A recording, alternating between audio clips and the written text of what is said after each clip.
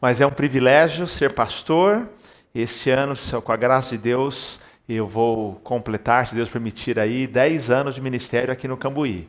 Então, já são 31 anos de ministério pastoral e sendo desses, se Deus permitir aí, em dezembro, 10 anos de ministério. Queridos, nós agora vamos abrir a palavra de Deus. Eu queria convidar você a abrir a palavra de Deus em Colossenses capítulo 3. E já já vamos ler as Escrituras Sagradas. E sempre que nós nos voltamos para a Bíblia, nós nos voltamos com muita reverência, com o coração aberto, sabendo que Deus quer falar conosco. Essa série chama-se O Evangelho para a Vida Real. Que diferença o Evangelho faz em nossas vidas? Como que o Evangelho impacta, como que o Evangelho influencia cada área da nossa vida? E eu tenho mostrado aqui que o Evangelho precisa permear cada área da nossa vida. Eu sei que nem sempre é simples para nós, porque nós vivemos aquilo que eu mostrei a semana passada, que é uma grande lacuna. Nós conseguimos ver os efeitos do Evangelho para a nossa salvação. Lá no passado, fomos salvos pelo Evangelho, pelo poder do Evangelho. Cremos no Evangelho e entendemos o futuro quando vamos para o céu por causa da morte de Cristo. Então, para nós é fácil entender o que Cristo fez por nós, é fácil vislumbrar o futuro, mas e como viver esse poder do Evangelho no dia a dia? E por isso é uma grande lacuna. Nós cristãos evangélicos temos dificuldade de aplicar o Evangelho, o poder do Evangelho, nas mais variadas áreas da nossa vida. E eu, semana passada, falei sobre o poder do Evangelho, aqui e agora. Como ele atua na minha vida, no aqui e agora. Existe uma série de benefícios para a minha vida presente. Nós falamos sobre aquele círculo virtuoso, em que nós crescemos, começamos com a fé, caminhamos para a excelência moral, para o conhecimento, domínio próprio, perseverança, a devoção a Deus, a fraternidade, o amor, são virtudes que Deus quer produzir em nós. Benefícios do Evangelho. O Evangelho me faz ver uma vida aqui de fé, uma vida de excelência moral, uma vida de conhecimento prático de Deus, uma vida marcada pelo domínio próprio, por perseverança, por devoção a Deus, ou piedade, fraternidade e amor. O Evangelho produz em nós. Lembre-se que o cristianismo não é uma religião que lhe dá uma série de tarefas para serem cumpridas, ou de princípios a serem aplicados, e que você vai atrás e fala assim, eu tenho que cumprir. Não, isso seria a lei. O fato é que o Evangelho nos dá o poder para viver uma nova vida. O Evangelho não tem a ver com simplesmente uma nova postura moral. Tem a ver com uma transformação que tem impacto na minha vida moral também. Muitos acham que Evangelho é nova moralidade. Eu tenho que agora me adequar e aplicar a minha vida, seguir isso, mas fica o esforço próprio. Não, o Evangelho é uma transformação interior que tem resultado no meu exterior. Não tente viver a vida cristã, não tente agradar a Deus com seus próprios esforços. Estão me entendendo? É obra de Deus. Deus transforma o meu coração e eu começo a manifestar na minha vida essas qualidades que Deus espera. Muitas vezes vemos uma vida marcada por legalismo, por tentativa de agradar a Deus. Mas, como diz o rei Ortland, temos exclusivamente no Evangelho os recursos divinos que operam maravilhas para a manifestação de Cristo em nós. O Evangelho, a vida cristã é a manifestação de Cristo em nós. Cristo em nós, resplandecendo a glória de Deus.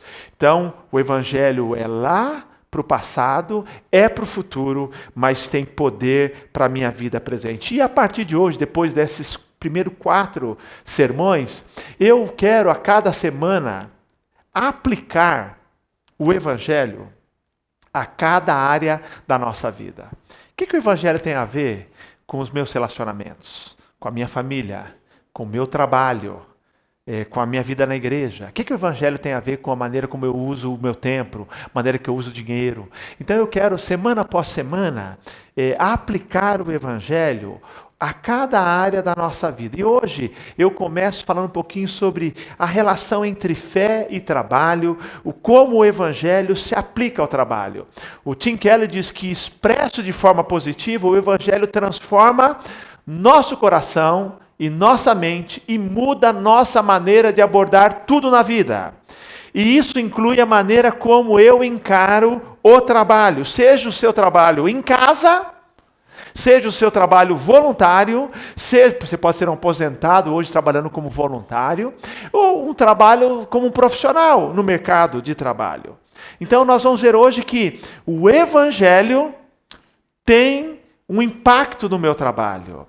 O evangelho precisa mudar a maneira como eu encaro o trabalho. Mas eu quero então começar com uma pergunta. Lembra aquela pergunta que faziam quando você era criança? O que você vai ser quando crescer? Vou dizer a você que essa pergunta não faz muito sentido hoje mais.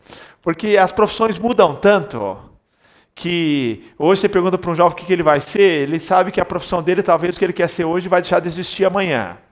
Mas a criança ainda tem, e nós passamos por isso, nos perguntavam assim, o que você vai ser quando crescer? Você se lembra o que você respondia? Você se lembra? Quem se lembra? Lembra? Em geral, eram aquelas profissões mais comuns. Quero ser professora, professor, médico, policial, não é isso que acontecia, que se falava? Se dizia engenheiro, depende. Você respondia, bombeiro. Vou dizer a você, meu sonho de criança era ser bombeiro. Acredite se quiser.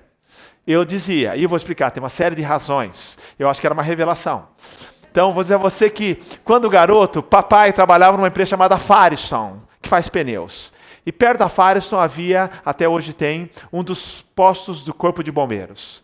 E eu passava em frente, e ele é todo aberto, como é muito comum nos corpos de bombeiro, e eu passava e via aqueles carros vermelhos lindos. E ali era o maior posto de Santo André, 4 ou 5 carros lindos. E além disso, na Firestone havia festa para os funcionários da Firestone, como as empresas, as grandes indústrias faziam. E você ia no final do ano para a festa de Natal e você recebia presentes. Em geral, era o presente que recebia. E eu, durante muito tempo, ganhei durante uns 3 ou 4 anos seguidos, caminhão de bombeiro. Carro de bombeiro. E eu ganhei. E aquilo me encantava. E eu brincava. Sempre gostei muito de carrinho. Entendeu? Era o tempo do Opala, do Corcel, viu, gente? Modelo antigo ainda, mas tinha. Você lembra, né, Eugênio? Então, mas o fato é que eu ganhava carro de bombeiro. E eu amava aquilo, achava lindo. Todo o uniforme do bombeiro. Eu acho que é revelação porque eu me tornei pastor. E pastor é especialista em apagar incêndios. Então, eu acho que Freud explica. Eu já estava sendo preparado porque era realmente o meu sonho de criança, era uma revelação. Mas a pergunta é, o que você vai ser quando crescer? E a pergunta para nós hoje é a seguinte, como o evangelho influencia a maneira como eu trabalho hoje? Porque o trabalho é uma parte importante da vida. 1/3 da nossa vida adulta, do nosso dia a dia, é gasto no trabalho. E se você considerar que você trabalha 8 horas, um dia de 24 horas, 1/3 é no trabalho. Mas vamos imaginar, se você considerar o horário que você sai de casa e até voltar para o trabalho, não vai ser incomum que você gaste 12 horas, não é verdade? Para muitos, alguns trabalham em São Paulo. Então eles saem de casa às 6 horas da manhã ou antes e voltam 8 horas da noite. Então não é incomum nós encontrarmos pessoas que hoje, ou por trabalharem longe, ou por esticar a rotina em casa, que gastam metade do seu dia com o trabalho, 12 horas no dia. Quem aqui trabalha 12 horas? Levanta a mão aqui, ó. Vamos ver quantos pecadores tem aqui, além de mim. Então, muita gente trabalha, chega em casa, faz alguma coisa, mas o deslocamento. Agora, se você é dona de casa, está lá trabalhando também, eu vou dizer, aí a jornada não tem fim, né? 18 horas, tá? Então, sem hora extra, nada, mas é isso, se trabalha. Agora, como é que eu devo encarar o meu trabalho? O trabalho no mercado de trabalho, o meu trabalho em casa, o meu trabalho voluntário, seja o que for. Então, agora, antes de responder essa pergunta, que já já vou ler o texto de Colossenses, nós temos que voltar um pouquinho e responder a uma outra pergunta que diz respeito à visão que as pessoas geralmente tem a respeito do trabalho, sejam elas pessoas da igreja ou fora da igreja. Há uma visão, há no imaginário popular, na maneira de pensar, uma questão em relação ao trabalho. Deixa eu fazer a pergunta aqui. Qual o dia da semana que você mais gosta? Deixa eu começar aqui. Quem aqui gosta mais da segunda-feira? Levanta a mão. Segunda-feira, só dono de empresa, porque já está louco para ganhar dinheiro. O Fabrício, por exemplo, levantou as duas mãos. Entendeu? Ele, é a folga dele. Folga do pastor Felipe. Quem aqui, eu não vou falar de terça ainda não. Quem aqui gosta da sexta-feira? Sexta-feira, as pessoas amam a sexta-feira. Quem não gosta? Todo mundo gosta de sexta-feira. Mas o fato é o seguinte, e a gente podia dizer, o final de semana, não faltam músicas, não faltam memes exaltando a sexta-feira. Você vai lá, entra lá, as músicas, eu não vou citar aqui porque inclui cerveja e tudo mais na música. Mas o fato é o seguinte, as músicas exaltam a sexta-feira. Hoje é sexta-feira e assim por diante. Não existe nenhuma música que exalte a segunda-feira. Ninguém escreveu uma música falando da segunda-feira. Aliás, escreveu sim. Raul Seixas escreveu uma música. Diz o seguinte, hoje é segunda-feira e decretamos feriado. É a música dele. Entendeu? É isso, porque nós gostamos das pessoas. Eu lembro, eu trabalhei durante 10 anos no mercado de trabalho antes de me tornar pastor tempo integral, e eu me lembro o mau humor da segunda-feira. O mau humor, era o dia nacional do mau humor. As pessoas iam trabalhar e não entendiam porque eu estava feliz. Eu era o único cara feliz ali. Domingo, igreja, feliz, estava feliz segunda-feira, entendeu? Mas eles estavam infelizes. Sexta-feira, meus irmãos, naquele tempo que se batia cartão, a fila, na sexta-feira, eles saíam às 6 horas da tarde, 5 para 6 a fila estava montada. Porque essa ideia, porque junto com essa ideia, por que essa ideia de que sexta-feira é melhor? Porque há uma ideia sobre o trabalho.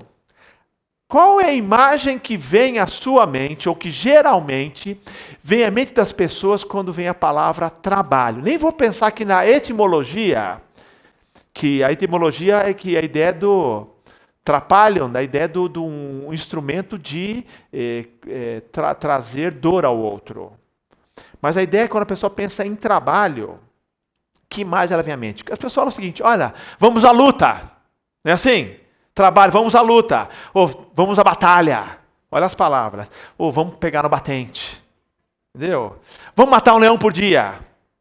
Não tem nada associado ao trabalho, via de regra, que as pessoas usem, que seja algo gostoso. É luta, é trabalho, é matar o leão, é pegar no batente, entendeu? Por exemplo, quando alguém, isso é comum, quando alguém é entrevistado, quando acumula a telecena, aí a Mega Sena, quando acumula, as pessoas em geral vão fazer perguntas, entrevistar pessoas ali nas lotéricas, perguntando assim, se você ganhar esse prêmio, o que você vai fazer? Qual que é a resposta? Parar de trabalhar. Primeira coisa. Ele está dizendo assim, vou me livrar daquilo que é um castigo.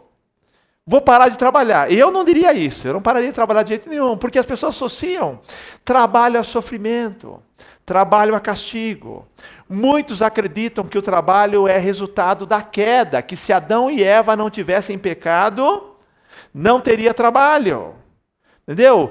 A ideia que eles têm é a seguinte, sexta-feira acaba o castigo, 2 dias de descanso, segunda-feira volta o castigo, é o que eles imaginam. O que a Bíblia diz sobre isso, meus irmãos? Gênesis 1:31 diz que o trabalho precede, foi antes da queda. Encontramos Deus trabalhando. E Deus viu tudo quanto fizera e era muito bom.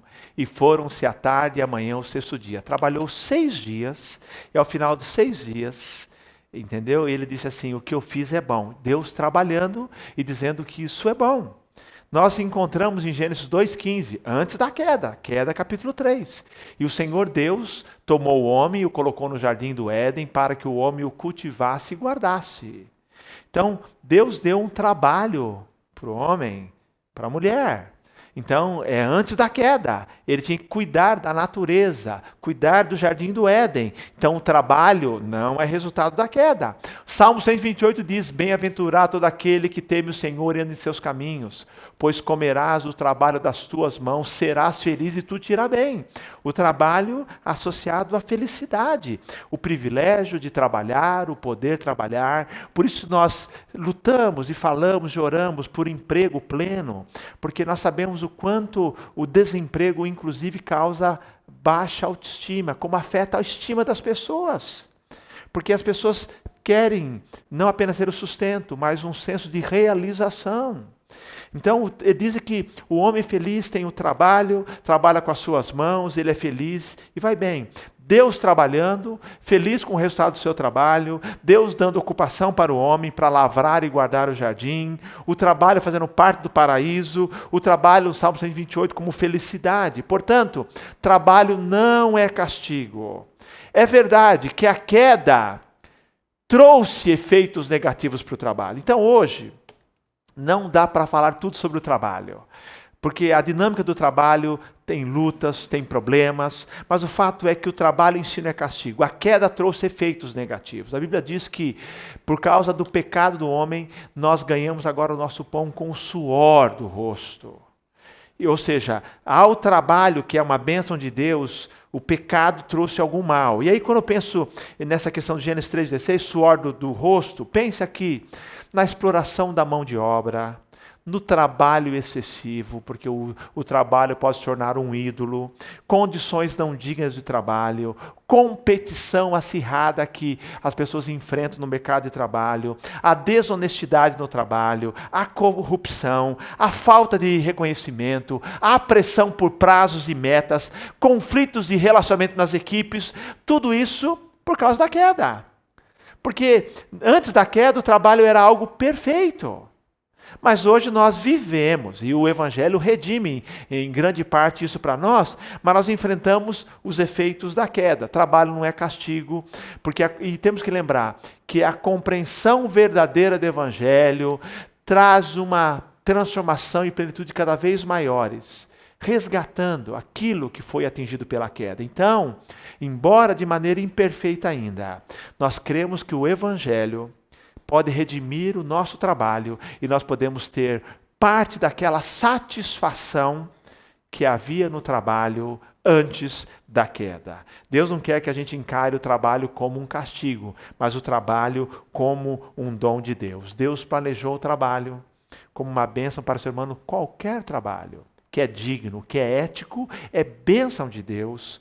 O trabalho e os benefícios provenientes do trabalho são bênção de Deus. Efésios 4:8 diz: o que furtava, não furte mais, antes trabalhe, fazendo algo de útil com as mãos, para que tenham que repartir com o que estiverem em necessidade. Ele está falando aqui para novos convertidos. Paulo escreveu algumas vezes, gente que não gostava de trabalhar, ele fala assim: trabalhe, quem não trabalha não coma do pão. E aqui ele fala: aquele que vivia de forma desonesta, passe a viver agora, por causa do Evangelho, de maneira honesta, para que ele possa prover para si, para sua família e para outros que estão em necessidade. Mas um alerta antes de falarmos dessa integração entre fé e trabalho. Trabalho não é tudo na vida. Trabalho não é castigo, trabalho é dom de Deus, mas você não considere o trabalho como tudo na vida, porque é errado ver o trabalho como maldição, é errado você também pensar no trabalho agora como sendo tudo na vida. Não pense que o trabalho é tudo, não confunda a sua identidade com o trabalho. Aliás, se você confundir a sua identidade com o trabalho, na hora que se aposentar vai ficar perdido. Você é mais do que um trabalhador. Tua vida é muito mais ampla do que isso. Lembre-se também dessa questão. Não confunda o trabalho com a vida e saiba que o trabalho é apenas parte da vida. Há um livro que tem o seguinte título: O Homem que Confundiu Seu Trabalho com a Vida. Ou seja, aquele que vai chegar no final da vida frustrado. Por quê? Porque ele vai saber, ele vai reconhecer que no final da vida ele negligenciou outras áreas importantes da vida. Por exemplo, sonhos, família que ele tinha, descanso, saúde, porque ele confundiu. Por exemplo, uma grande executiva de uma empresa chinesa, ela foi entrevistada por uma revista brasileira e ela disse que para ser bem-sucedido no mercado de trabalho é preciso sacrificar alguma coisa. E ela sacrificou a família. Durante 21 anos, ela conseguiu levar a empresa dela, uma empresa de tecnologia, conseguiu levar ao topo, mas ela não foi aos aniversários do seu filho. Seu filho já tinha mais de 20 anos, ela nunca participou dos aniversários, trabalhava todos os dias, então, sem parar, porque ela queria levar a sua empresa. Minha pergunta é, valeu a pena? Valeu a pena você negligenciar tantas coisas? Sua saúde, sua vida, alegria? Então, ao final da vida, no tempo da maturidade, quando a gente faz um balanço, ao fazer um balanço, posso lhe garantir, as perdas que nós mais lamentamos não são no terreno profissional. Você não vai dizer assim, que pena, eu não fechei aquele negócio. Que pena, eu não comprei aquela empresa. Que pena, eu não ganhei aquela concorrência. Não. Que pena, eu não tive aquela promoção. Você talvez, no balanço de perdas e ganhos, vai lamentar coisas intangíveis. Não essas coisas tangíveis. Você vai saber que você talvez perdeu outras coisas. Os arrependimentos, via de regra, estão ligados à vida pessoal e familiar. Como dizia o Lee Iacocca, que foi presidente da Chrysler, ninguém no leito de morte afirma, gostaria de ter passado mais tempo no meu trabalho. Ninguém. Ele vai dizer assim, gostaria de ter passado mais tempo com a minha família, comigo mesmo, viajando mais. Ninguém diz. Porque, na verdade, nós já trabalhamos demais. O Stephen Covey, no seu livro 7 Hábitos das Pessoas Altamente Eficazes, afirma o seguinte, muitas pessoas fazem sacrifícios extremos para subir a escada do sucesso e quando chegam ao topo, descobrem que a escada estava encostada na parede errada. Ou seja, ele estava buscando algo que ele pensou que ia satisfazer, mas estava na parede errada. Não estou dizendo aqui para que você seja medíocre no seu trabalho, que você não tenha sucesso. Não, nada disso. Porque é possível ser bem-sucedido. É possível se realizar muito, mas sem abrir mão de coisas preciosas. Entendeu? É importante isso. Muitas pessoas exageram, fazem sacrifícios extremos, talvez coloquem sonhos que não são os melhores, e o sucesso dele não é o sucesso que Deus queria. Como diz Salomão, que é passar a vida correndo atrás do vento. Se você vive só para ganhar dinheiro, só para ganhar promoção, só para alcançar o sucesso, você está correndo atrás do vento. É aquilo que Jesus disse, que é ganhar o mundo e perder a alma. Ou sacrificar a existência. Então, vou dizer, para a moçada mais nova. Moçada mais nova hoje pensa muito em trabalhar em excesso. Então, saiba que vale a pena, mas tem que ter equilíbrio. Você pode ter equilíbrio, ser tão bem sucedido. É uma ilusão, é uma falácia dizer assim, não, para que eu seja bem sucedido, eu terei que sacrificar saúde, família e tudo mais. Não. Eu conheço algumas empresas que têm a seguinte filosofia, que se você precisa fazer hora extra, você é considerado funcionário incompetente. Porque funcionário bom faz dentro do horário de trabalho. Entendeu? Tem empresa que faz isso assim, não, pera um pouquinho, você está trabalhando muito. Não quer. Ou algumas empresas entendem hoje que não adianta você ser um grande funcionário, mas sacrificar a família. Tem efeitos. Mas encontra o equilíbrio. Eu sei que muitas vezes essa equação de família, sucesso profissional, vida pessoal, não é fácil de você fechar a conta, mas trabalhe por isso, faça o melhor, desfrute dos resultados do seu trabalho. Agora, por favor, não deixe para desfrutar só na aposentadoria, não. Você tem que trabalhar e desfrutar. Trabalhar e desfrutar. Na aposentadoria, aí desfruta bastante. Então, planeje. Porque não adianta, Salomão pergunta, não adianta trabalhar e não desfrutar da sua vida. Tá? Como diz a música da Leila Pinheiro, o que a gente leva da vida é a vida que a gente leva. Então, tem gente que planeja, fala assim, não, eu vou trabalhar bastante, acumular bastante e depois eu vou desfrutar. Aí, quando ele vai desfrutar, já não consegue mais desfrutar. Que é tarde demais. É trabalhar, é esse equilíbrio. É trabalho, é família, é desfrutar, é ter essa alegria em todas as áreas. equilibrar. Tá? Eu sei que não é fácil essa equação, trabalho, família, vida pessoal, mas não ganhe o mundo e desperdice a sua existência. E algumas perguntas para você. Você tem uma visão positiva ou negativa do trabalho? Quero que você saia daqui hoje dizendo assim, o trabalho é uma bênção de Deus, apesar dos efeitos da queda que o tornaram mais difícil, mas é uma bênção de Deus, não é o trabalho que está errado, alguns efeitos da queda. Você tem trabalhado em excesso? Então, vou dizer assim, não responda não, pergunte para sua mulher, pergunte para o seu amigo, pergunte para o seu pai, para sua mãe, você vai dizer que não. Pergunte, estou trabalhando demais? Estou exagerando? Se você tem trabalhado demais, qual o seu plano para mudar a situação? E mais ainda, tem desfrutado dos resultados do seu trabalho? Como diz Salomão, que na verdade que o plano de Deus é que a gente coma, beba e desfrute daquilo que Deus nos deu. Esta é a nossa porção. Mas a pergunta então é, como integrar fé e trabalho? Eu quero ler com você Colossenses capítulo 3. Esse texto vai nos falar como o Evangelho molda a nossa vida. Colossenses 3, a partir do verso de número 22, nós vamos ver de que maneira o Evangelho molda o seu trabalho. Diz o seguinte, você está com a Bíblia aberta aí, Colossenses 3, versículos 22 a 25. Diz, servos, obedecei em tudo a vossos senhores desse mundo, não servindo só quando observados, como quem quer agradar os homens, mas de coração íntegro, temendo o Senhor. E tudo quanto fizerdes, fazei de coração, como se fizesseis ao Senhor e não aos homens, sabendo que recebereis do Senhor a herança como recompensa, servi a Cristo Senhor. Pois quem faz injustiça, receberá a paga da injustiça que fez, não importa quem seja. Amém? Como o Evangelho impacta o nosso trabalho, a nossa maneira de trabalhar? Como o Evangelho molda? Eu quero sugerir aqui, segundo esse texto, 3 maneiras. Primeiro, o Evangelho, ele molda, o Evangelho impacta a nossa motivação para o trabalho.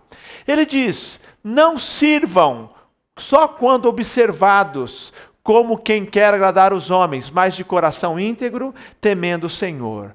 Então, a palavra-chave aqui é coração íntegro.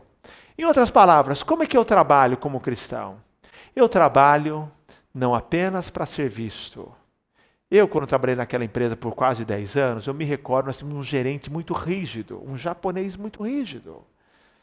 E que é tão rígido que eu lembro o nome dele até hoje. Seu Hidekazu Hirai. Seu Hidekazu era um japonês, gerente dessa empresa que eu trabalhava, linha dura. O fato é que ele trabalhava numa sala com vidro e ele podia controlar todo o escritório. Mas o fato é que quando o seu Hidekazu saía, ninguém trabalhava. O pessoal enrolava. O pessoal jogava até bola dentro do escritório. Porque ele não conseguia, ele conseguia colocar medo. Mas ele não conseguia, de alguma forma. E é isso que acontecia com aquela meninada, as pessoas não trabalhavam.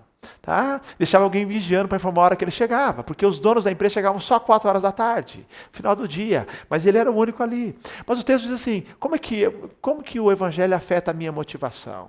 Eu não trabalho apenas para ser visto. Eu não me empenho apenas quando as pessoas meus supervisores estão de plantão. Eu não trabalho só por salário. Eu não trabalho só em busca do sucesso. Eu trabalho com coração íntegro. Eu trabalho sabendo que é um chamado de Deus, que é uma bênção de Deus e que eu glorifico a Deus também no mundo do trabalho. Então, qual a minha motivação? Coração íntegro. Eu trabalho não de forma parcial. Eu trabalho, entro naquilo de coração. Eu faço o melhor. Eu sei que não é para os homens. Como diz o Tim Keller, o nosso trabalho deve ser ético, sem desonestidade ou duplicidade em qualquer aspecto. Então, o Evangelho muda a minha motivação. Eu não preciso de motivação externa, porque eu tenho motivação interna para fazer o melhor no meu trabalho e eu sei que esse trabalho faz parte do plano de Deus para a minha vida. O Evangelho também muda ou molda a minha atitude. Ele fala no outro versículo, primeiro tempo ele fala assim, de coração íntegro, coração, ou de todo o coração, e aqui também ele diz, de todo o coração é a minha atitude. Tudo quanto fizerdes, fazei de coração, como se fizesses ao Senhor e não aos homens. Queridos, quando eu penso de todo o coração, a palavra que me vem à mente é empenho, é competência, é dedicação. Trabalhar com toda a força, com toda a habilidade, não olhar para o trabalho como um peso, mas sim como um privilégio. Interessante, a ideia do coração é a ideia de esforço, esforço de competência. Aí eu penso, qual que é a competência do profissional? É fazer o que ele faz da melhor maneira. Quando eu penso, e vejam só, Deus criou o mundo de uma maneira organizada que todos nós dependemos do trabalho, seja remunerado ou voluntário das pessoas. Deus, essa é a maneira que Deus fez. Nós somos beneficiados pelo trabalho do outro, em qualquer situação. Eu beneficio alguém e essa pessoa me beneficia. É uma inter-relação de trabalho. Qual que é a competência? O que é fazer de todo o coração na figura de um chefe de cozinha? É escolher os melhores ingredientes, é pensar nas melhores receitas para que você tenha uma experiência ali quando vai num jantar ou num almoço. Mas a gente pode pensar qual que é o de todo o coração da cozinheira. É ali na cozinha, no trabalho mais braçal e manual, fazer o melhor ali. Fazer o melhor. Essa combinação da receita definida pela chefe ou pelo chefe de cozinha. É aquela maneira como ela faz aquela comida. Qual que é o todo o coração de um advogado? É que ele entenda das leis e que ele te dê a melhor orientação, que ao lhe defender ou entrar com algum processo, ele saiba a melhor argumentação, fazer bem a peça ali para apresentar e defender a causa do seu cliente. O que é fazer de todo o coração para uma costureira? A roupa bem feita, que te agrada, que cai bem. Pense, por exemplo, em outras situações, num médico. O que você espera de um médico? Que ele acerte o diagnóstico, que não erre o diagnóstico, não fique te dando remédio de forma aleatória, que ele seja especialista nisso e que ele, se tem que fazer uma cirurgia, um tratamento, seja o melhor. Nós confiamos. É uma área desconhecida para nós vamos lá confiando que ele é bom naquilo. E nós admiramos quando alguém faz bem. Mas posso pensar também no encanador. Essa semana eu precisei de um encanador lá em casa. E lá em casa é o seguinte, é assim que funciona. Quando quebra alguma coisa, eu sou o homem da casa, mas eu falo assim, porque o apartamento é novo, mas como os registros começaram assim, fecha e está pingando uma das duchas de um dos banheiros. Está lá. E aí 1 dia, 2 dias, e começa a incomodar. Ela fala, querido, está pingando, por favor, não coloque a mão, liga para o Porto Seguro. E eu obedeci, liguei para o Porto Seguro e o Porto Seguro vem e conserta. Aliás, sempre foi assim. Meu sogro, hoje ele faz alguma coisa, mas ele, desde que nós nos casamos, ele estava lá em casa, era ele quem fazia tudo. E eu, olha, que minha autoestima ficou lá embaixo, viu gente? Ele cuidando de tudo. Ele vinha, cuidava tudo, ajudava lá em casa, consertava, instalava. E às vezes falava assim, sogro, quer ajuda? E ele falava assim, gentilmente, Elias, vai para o escritório, vai ler a Bíblia.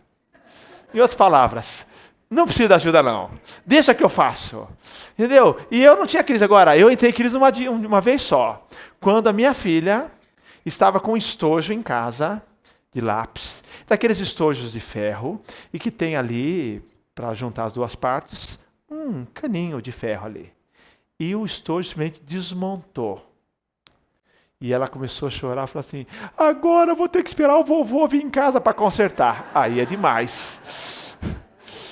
Aí eu falei, não, daqui, pelo menos isso eu sei arrumar.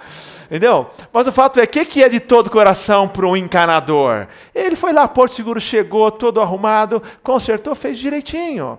Qual que é o de todo coração para um engenheiro? É fazer bem o projeto, é acompanhar a obra. Para um pintor, qual que é, queridos? O de todo coração para um motorista de táxi. Te levar em segurança o destino. E eu penso mais ainda, qual que é o de todo coração, a competência de um piloto de avião? Cada vez que eu viajo e quando eu vou desembarcar e que eu ali, o comandante-geral já saiu da cabine para nos cumprimentar, eu falo assim, saber que por horas minha vida esteve na mão dele. Humanamente falando, está na mão de Deus. Mas humanamente, e não dá para ter erro. Não é que nem carro desvio de um buraco. Não, se ele errar ali, então eu fico imaginando aquela competência. Ele fazer da melhor maneira possível. Esse é de todo o coração. Então, quando ele diz assim, olha, muda a nossa atitude, é de todo o coração, é empenho, é competência para fazer o melhor, isso é fantástico. E aí eu me lembro daquela história de que um pastor morreu e foi para o céu. E ele na fila do céu, esperando para receber a sua herança. E o fato foi que na frente dele tinha um outro, com São Pedro ali, conversando, recebendo, né? Conversando ali, está lá, como diz as histórias, ele está lá recebendo e fala assim, era um motorista de táxi. E ele disse assim, olha, esse aqui, Pedro falou para ele assim, esse aqui é uma mansão, e estava dando para ele uma mansão extraordinária, todos os benefícios. E aí o pastor falou assim, se ele é motorista de táxi, recebeu a mansão, imagine eu. E aí o pastor, logo depois, era o próximo a receber. Pedro falou para ele assim, olha, você tem aqui, era apenas uma edícula, casinha. E aí ele reclamou, espera um pouquinho, qual que é a lógica? Eu, pastor, recebo uma edícula, um motorista de táxi, okay, recebendo uma mansão aqui no céu? Aí Pedro falou assim, sabe por quê? Ele fez bem o trabalho dele. E eu não, a gente aqui dá a premiação de acordo com o que a pessoa fez, o quanto que a pessoa fez na terra, impactou os outros para buscarem mais a Deus. O pastor não entendeu, falou o seguinte, sabe por quê? Quando você pregava, todo mundo dormia, mas quando ele dirigiu o carro dele, todo mundo clamava a Deus. Então esse é o cara. Então clamou a Deus, esse contribuiu muito mais para que as pessoas buscassem a Deus. Então, tem alguém dormindo? Acorde agora. Entendeu? Mas é isso, qual é a competência? É a ideia do engajamento para realizar da melhor maneira possível. Todos somos abençoados pelas competências de outros. Nós ficamos felizes quando vamos num lugar e as coisas funcionam bem. Desde um grande profissional. Veja só, se você tem lá uma auxiliar na sua casa, uma empregada doméstica, como é bom chegar em casa. Está tudo em ordem, queridos. Mas qualquer área. Agora, se o propósito de Deus para o seu trabalho é que você sirva a sociedade, a melhor maneira de servir a Deus é realizando a sua tarefa da melhor maneira possível. O Evangelho impacta a minha atitude, porque eu não consigo. Não dá para ser um profissional, não dá para ser uma dona de casa, não dá para ser um voluntário, fazendo o nosso trabalho de qualquer jeito. Deus só aceita de todo o coração. E o Evangelho também impacta a minha visão a respeito do trabalho. E aqui ele diz o seguinte, versículo 24, sabendo que recebereis do Senhor a herança como recompensa, servi a Cristo o Senhor. Queridos, Paulo, nesse texto está dizendo que não importa que seja em casa, que seja na igreja, que seja no comércio, que seja na indústria, que seja no escritório, em última instância, nós estamos trabalhando para Deus. Não dá para entrar aqui nesse dilema. Talvez você tenha um chefe difícil, tenha um coordenador difícil, um gerente difícil, um diretor difícil. E a Bíblia tem outros ensinos para você também. Talvez você seja aquele chefe difícil, por favor, mude. Aquele coordenador difícil, mude.